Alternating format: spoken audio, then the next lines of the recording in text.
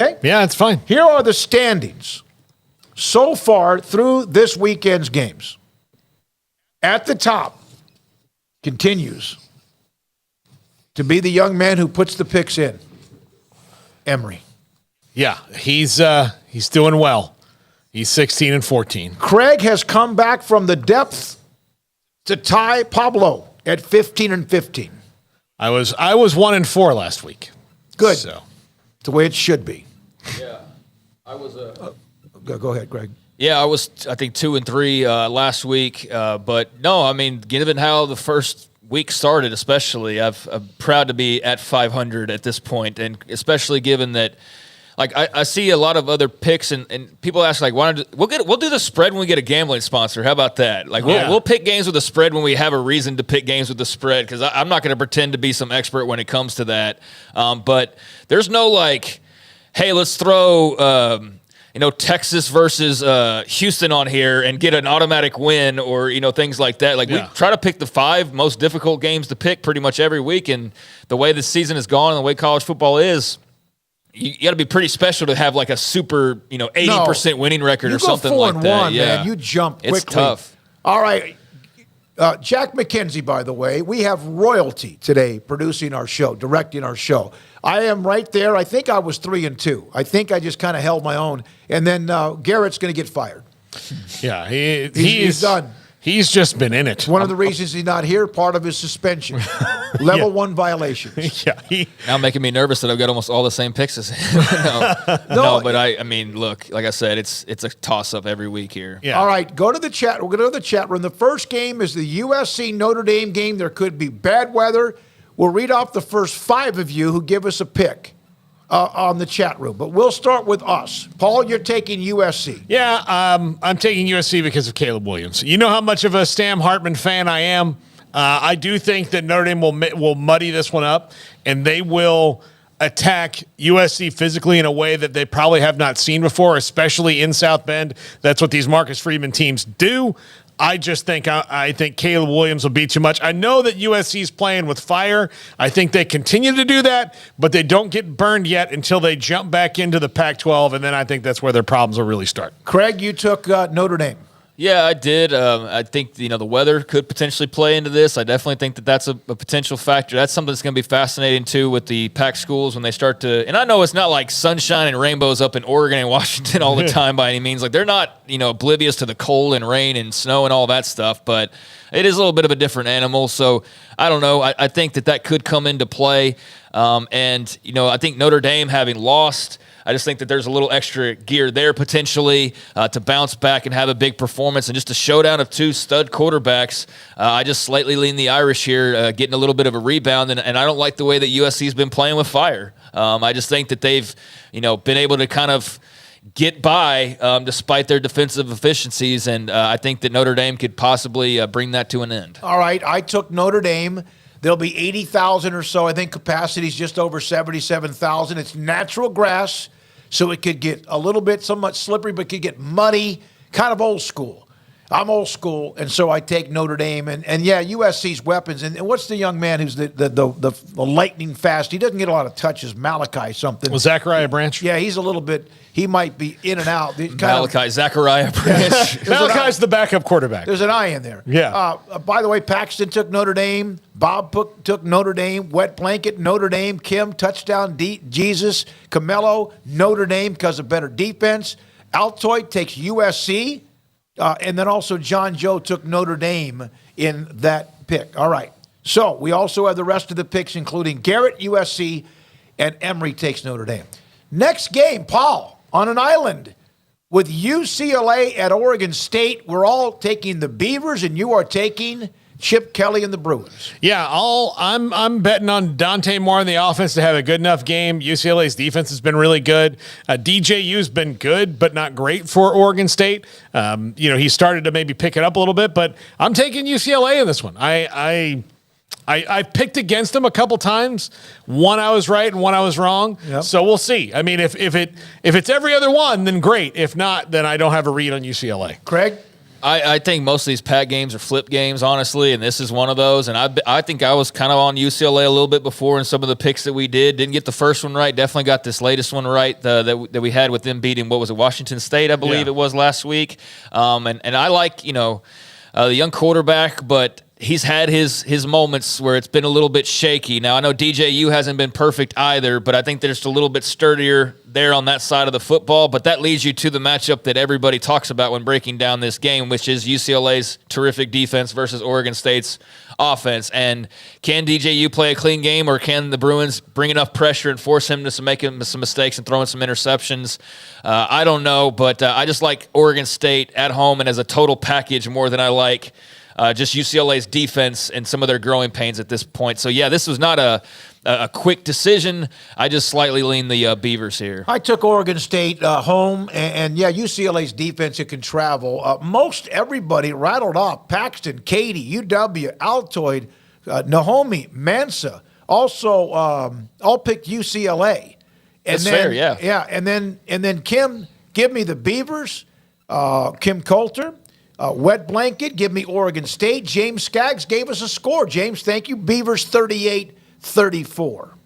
So there you are. And Bob Kramer takes Oregon State to win that game. I think, again, we were talking about earlier, you could pick any team in any of these matchups, and you have an argument. This isn't, like I said earlier, Kansas of old versus, top-tier TCU. Yeah. I mean, these are all flip 'em games, I think, for the most part. Yeah, every one of these is pretty much a flip 'em game. So, yeah, UCLA, I could definitely see the love there, and we'll see if Paul going out on his own is not the right choice here. By the way, Kim Coulter, I'll take Oregon State. I like them at home. Besides, I feel bad for them, so I'm like them every game. Yeah. Pity pick, yes. Yeah.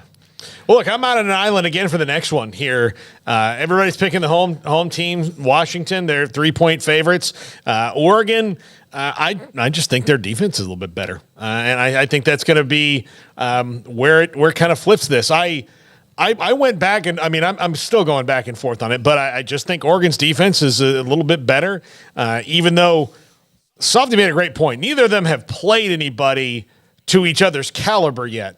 So it's going to be tough to see. And Oregon, while they did a number on that offense at Colorado who can make some big plays, they haven't seen Jalen McMillan and Rome Odunze yet. So, we'll see. I just think that's the swing point in this game, but that may be thrown out the window in that the game could be, with an over-under of 66, it could hit in the 70s, combined easily.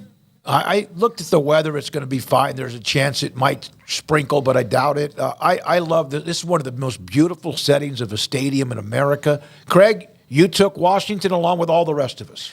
Yeah, I don't think the weather really matches. I mean, they're from the same place, basically. So I think they're both used to that. The view. But the setting of it should be spectacular. Yeah, I mean, again, this is a coin flip game. Didn't try to overthink this. I think Oregon might actually be the better all-around team, and not just because the numbers say that, but I think they might be. Their defense is better. Their offense is as good or better potentially. But I don't know. I tend to sometimes, when in doubt, lean towards the home teams. And I just think this is going to be a terrific game, and you have to pick somebody. So I went with the hometown dogs here, and give just the benefit of the doubt to Michael Penix that he's going to be able to make a few plays and push them over the top in a potential classic. I just think this is going to be great. I'm going to have myself the sausage queso rotel dip going with a bunch of chips to watch this one on TV. I take Washington, so does Garrett, so does Emery. On the board, Nahomi says Oregon, Paxton, Oregon in overtime, John Joe, Oregon State and Oregon, Camelo, Washington, Michael Penix at home field. Yeah. Husky Stadium will be rocking. Altoid, Michael Penix will show out Washington in a close one.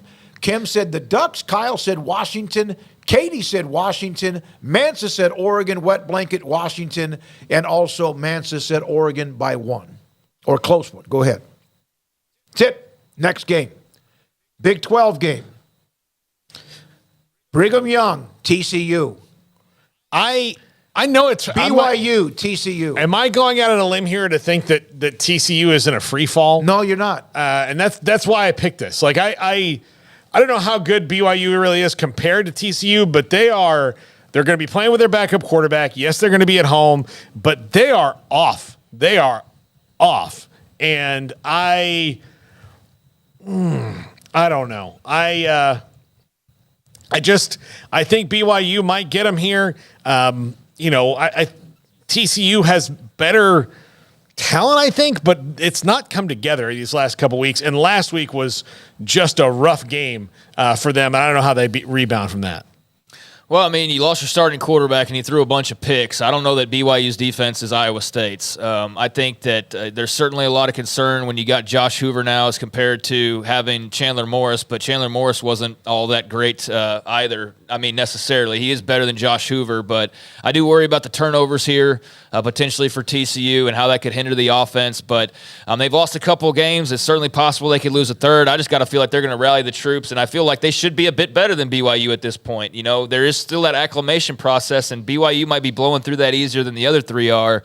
But I just think that top to bottom, TCU is a slightly better team despite dropping a couple games, because there's nothing on BYU's side of things that makes me think, oh, well, they're a clear favorite in that regard. Like, I think TCU's defense can match what BYU's defense does, and I don't think BYU's offense is all that great. So I feel like you're kind of just, again, it's a coin flip, sort of splitting hairs here. So I'll default to the team that's been around a little bit longer and done it more, and the team that's also at home and desperately needs a win here. But I can definitely understand the BYU pick here for both Paul and Emery. Garrett also took TCU. I took TCU, and Emery took BYU.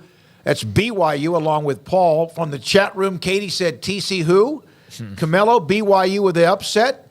Kim goes, we're all over the board. Scott, thank you, Cherubino, says TCU, and Paxton says BYU big, TCU defense is bad. I don't think TCU's defense is bad. I don't think BYU's offense is that good either. But I mean, that's certainly a take that we can revisit. On both sides whenever this game ends. But for BYU to be at potentially 5-1 and a win in Fort Worth would be massive for them, with their only loss being against Kansas on the road. So they've been able to string together a nice start, and this would certainly be a huge win for them. But yeah, I'm still going with TCU. I did hesitate though because of the Chandler Morris. Like, if Chandler Morris played, Paul, are you still picking BYU? No, absolutely not. So absolutely not. Yeah, I understand. Yeah. Right. First start for the backup quarterback. They're teetering on the brink here of not coming together. And And the other problem with picking these teams in the Big 12 is where it's tougher in the Pac-12 because these teams are really good.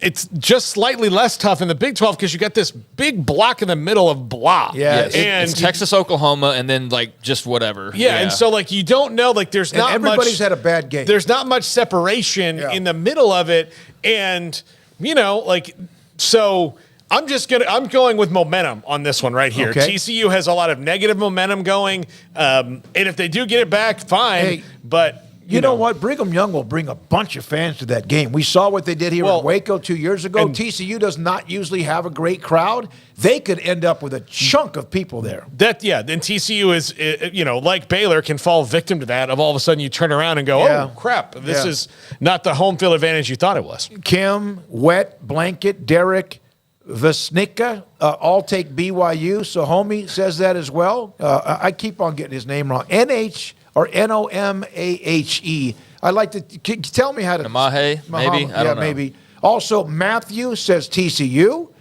If TCU doesn't win, I brought up BYU and what a great start that would be for them. I mean, they'd be one game from bowl eligibility. They'd have gone and taken a huge game that prior to the season you were probably a little bit uncertain about. We didn't realize TCU was not going to be nearly as good as they were last year. I mean, some thought that would be the case, but I don't know if you had them at 500 and potentially below 500 at the halfway point, which is what they would be. And so, yeah, the story is not only if BYU wins, how big of a jump this is for them into the Big 12 pool, but for TCU, it'd be awfully puzzling how you dropped, even with all you lost. Like, to be 3-4 would be a disastrous start for them. Their offense and defensive lines aren't producing. Sonny Dykes made a comment. A couple other comments in the game. Altoid, I'm rooting for BYU, but TCU gets it done. James, TCU needs this one, a must-win in my opinion for the Frogs.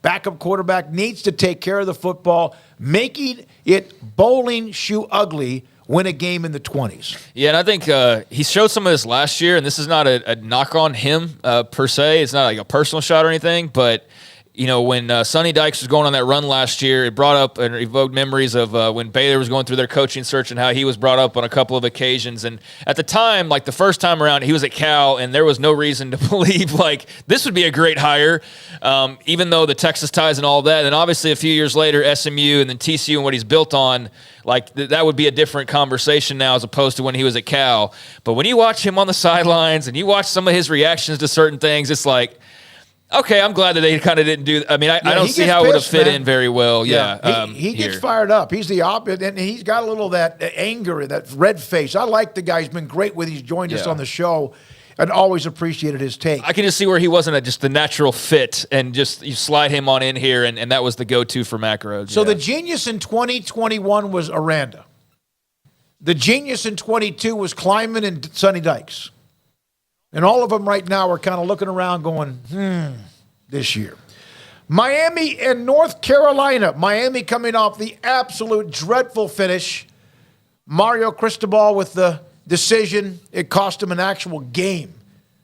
An actual game against Georgia Tech. And Emory is the only one picked to you. Everybody has powder blue. Yeah, I don't think it's outside the realm of possibility that Mario Cristobal coaches his opus on Saturday night because he has to.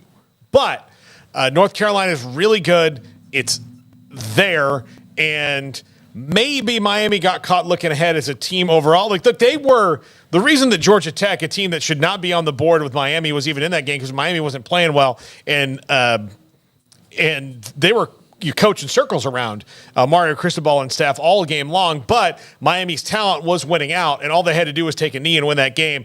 I just think Drake May a little bit too much, especially with Tez Walker coming in for the second game here at home. Yeah, I'll take North Carolina in this one, but I would not be surprised to see Miami really locked in. Now, I do worry, though, that the opposite could happen. Well, not that they're not locked in, but that they're too over-focused and that they overcoach to make up for undercoaching.